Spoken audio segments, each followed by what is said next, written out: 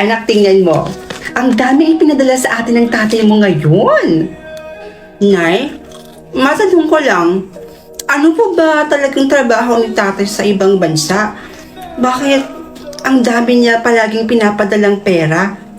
Anak naman, syempre marangal. Ano bang iniisip mo na nang-hold up yung tatay mo dun sa abroad? O siya anak, magbihis ka na doon at magsha-shopping tayo ngayon.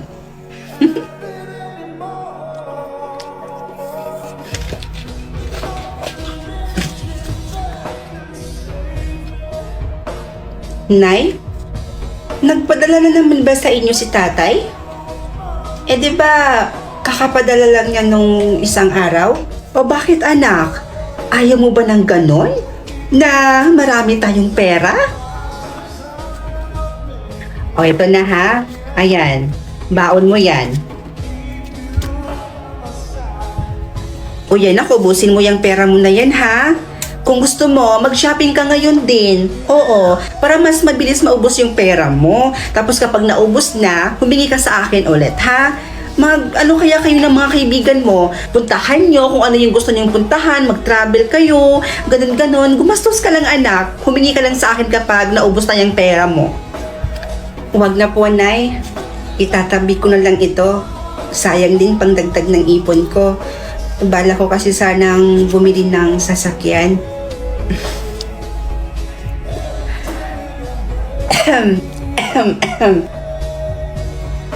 Oh. Oy, ano pang hinihintay mo dyan, anak?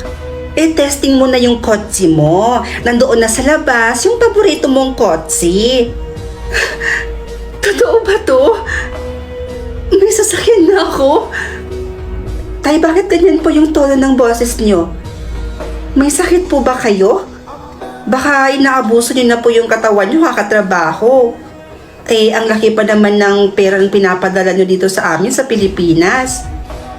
Tay, may itatanong lang po sana ako sa inyo. Ayaw po kasi sabihin sa akin ni nanay eh.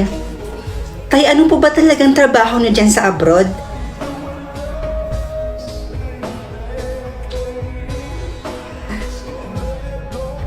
Sige po, Tay.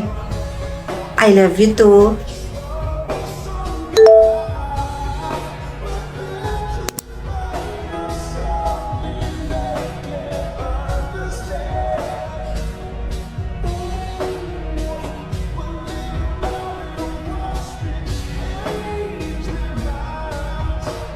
Ano pa naman yan, Berto?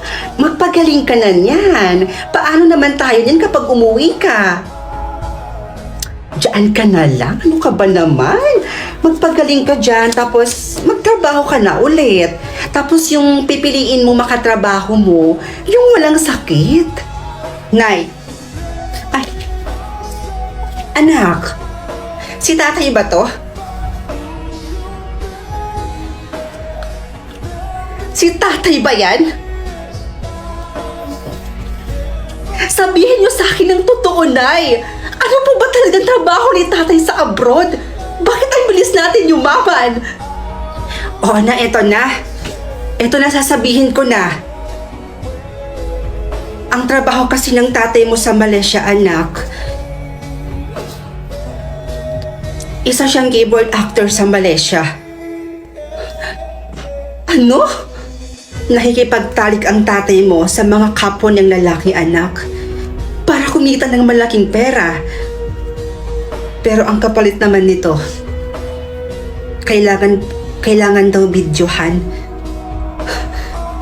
All this time, alam niyo yung trabaho ni tatay sa abroad, pero hindi niyo siya pinigilan? Pero anak, alam mo namang kahit isang tuka lang tayo noon.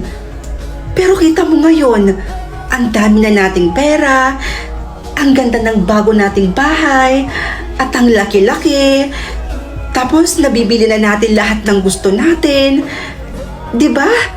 Dahil lang yun sa trabaho ng tatay mo, anak. Wala akong pakialam, Nay. Kahit maubos pa lahat ng naipundar natin, makauwi lang si tatay dito ng buhay. uuwi dito si tatay at dito siya magpapagaling ng sakit niya.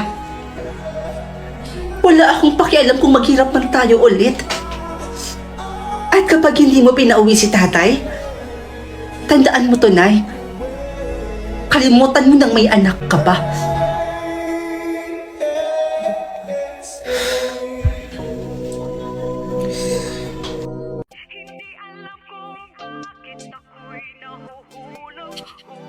Hello, love. Nakatakas na ako sa amin. Makakapunta na ako dyan ngayon. Ha, talaga? Totoo ba? Sige, love. Mag-iingat ka, ha? O sige, see you later. Sige, love.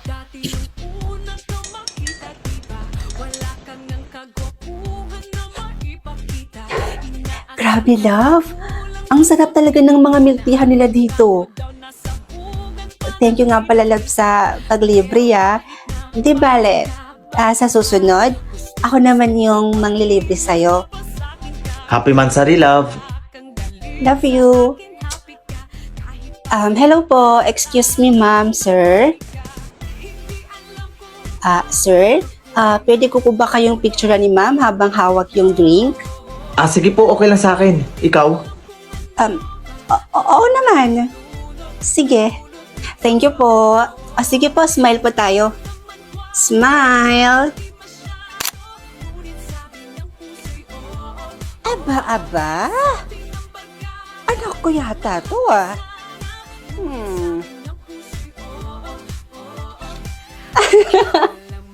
Para kang sira.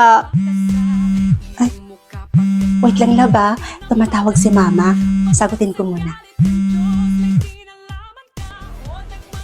Hello, ma? Hello, anak. Mary Ann. Pwede ko bang makausap yung kasama mo? Po? Kasama? Mawala naman po akong kasama ngayon. Wala daw. Pakausap mo na kay mama yan. Kakausapin ko lang, promise. Gusto kang makausap ni mama. O sige, ito.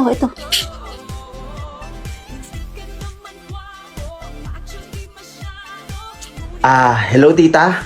Kamusta po kayo?